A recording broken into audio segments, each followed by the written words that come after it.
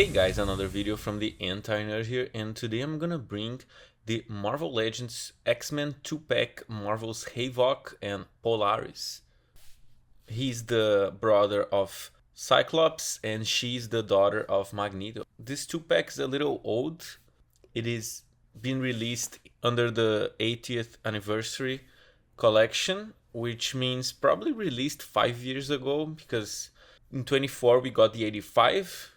So 5 years prior would be 2019. This pack originally costed $39.99. I paid $70. Before some people criticize me, do your research on eBay. This pack goes sealed, which is the case, for around $100 at least on eBay. You can get it cheaper loose, but some people said I should wait because those characters, they showed up in the recent X-Men 97 Season 2 trailer. However, how long do we have to wait to get an updated version of these characters? Consider we waited that long for the Wave 3, I would say at least 9 months. So I don't know, I thought it was worth to get those because I got recently Strong Eye and Wolfsbane.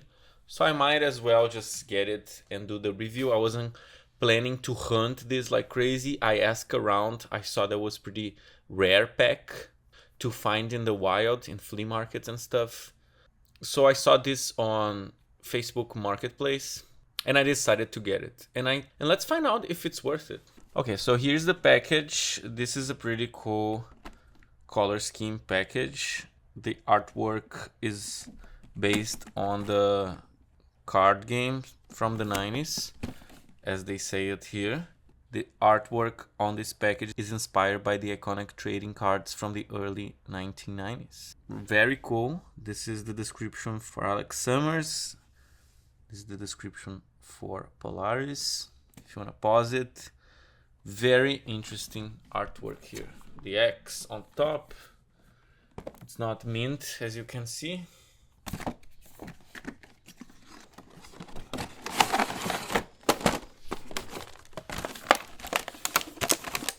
So here's the characters outside of the packaging. They have the same power effects, but with a different color scheme, okay?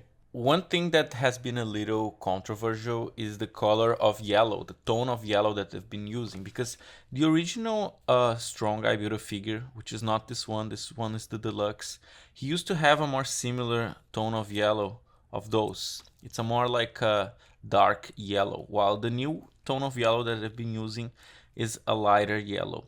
I think it's okay to try to improve the tone of yellow. I think this one's clearly better for my eyes, but creates a problem of inconsistency, which I personally do not mind, but I know some people do, okay?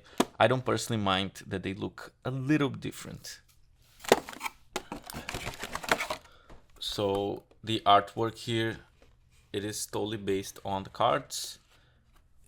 I think those are actually prints from the cards. Pretty cool.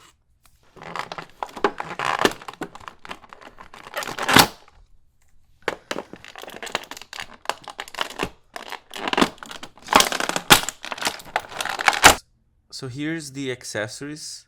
As I said, they're the same thing but with different colors. I think you can fit this in other Marvel Legends like Doctor Strange, Doctor Doom.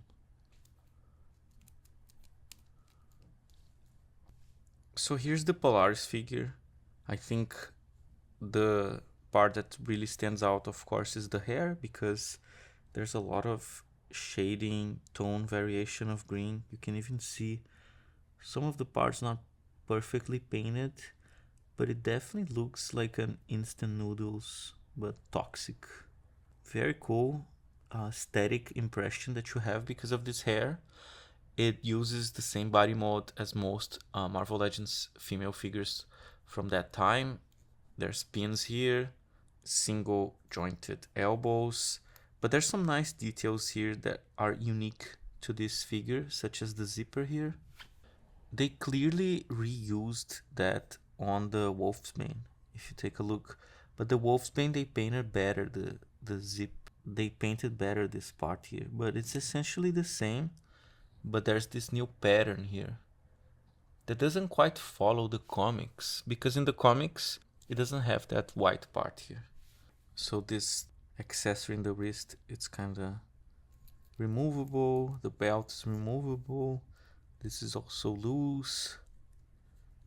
I feel like the older Marvel Legends by Hasbro, they suffer from a problem that is the head sculpts, they look too much similar to each other.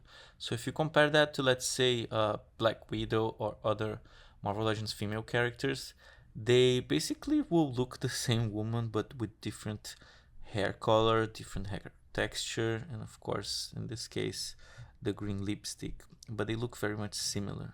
Let me know if you agree with that or not. So there's Havok.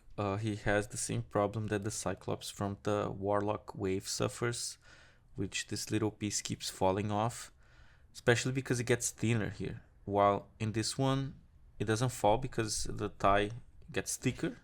But other than that, it is a pretty nice sculpt. I especially like the jacket. I like this more Toy Biz type of faded, more realistic, less cartoony paint application. The jacket is really nice. It has pins here, but has double joint in the elbow.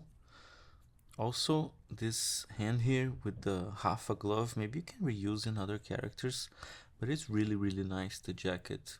The detail of the sculpt here. His face has a very interesting expression. The hair, I would say it's a strong part of this figure. I wanna put him right next to his brother during the X Factor era. I don't think they match so well together because the aesthetic is more, let's say, closer to the new X-Men era with the jackets and the darker tones, while this one is a little bit more 80s superhero-ish. I think that one that would look very cool would be the Astonishing Cyclops. They definitely look like they match more here. Very interesting combination. Let me know if you guys knew that you can remove that blast piece from the Astonishing Cyclops.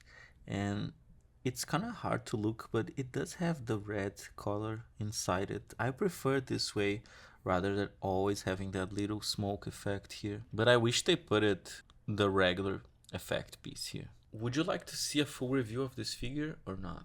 There's one thing more that I would like to point. It's a very personal reflection. That is, remember in the 90s with the Toy Biz line, when a lot of kids, they used to get a toy like this one and they didn't know the origin, they didn't know the name, they didn't read the comic book. So they would make a name, they would make a superpower. They would pretty much invent the character almost from scratch just based on his design. And I feel like that there's something about that that's been lost, because nowadays Marvel Legends, they're mostly aimed for adult collectors, and obscure characters, sometimes they're post exclusives or fan channel exclusives. So I think that the kids, they kind of lost that magic with Marvel, that is to know first the toy way before the character, and sometimes you don't even know who the character actually is. What do you guys think about that? Does that make sense to you? Here's Havok with Strife, one of the villains there for X Factor. Here's Polaris with another villain from the same 5-pack. Very cool villain. He does show up on a few issues from X Factor. Now I would like to show a few comics from X Factor. I'm just gonna show some covers and a little bit of the comics. So this is Havok here holding multiple men. This is the only X Factor member that I don't have. So one cover here.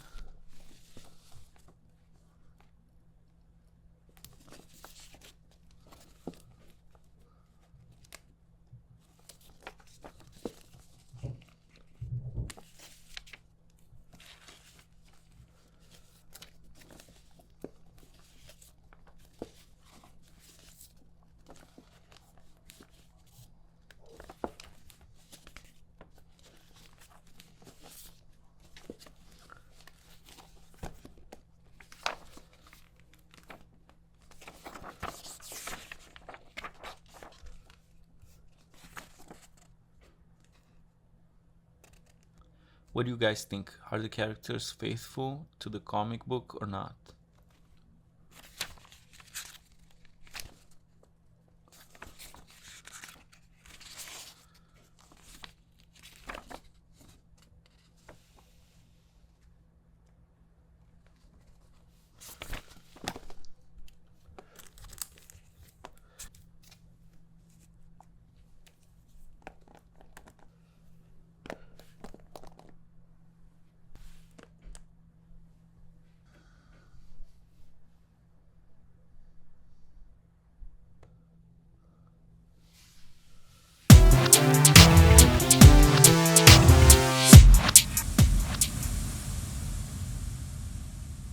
So I'm gonna give a grade 8 out of 10 for this 2-pack. I think it's a fun 2-pack. Of course, lacks a lot of updates from the current Marvel Legends paint application and especially articulation. However, I'm gonna evaluate this for the price that it was originally.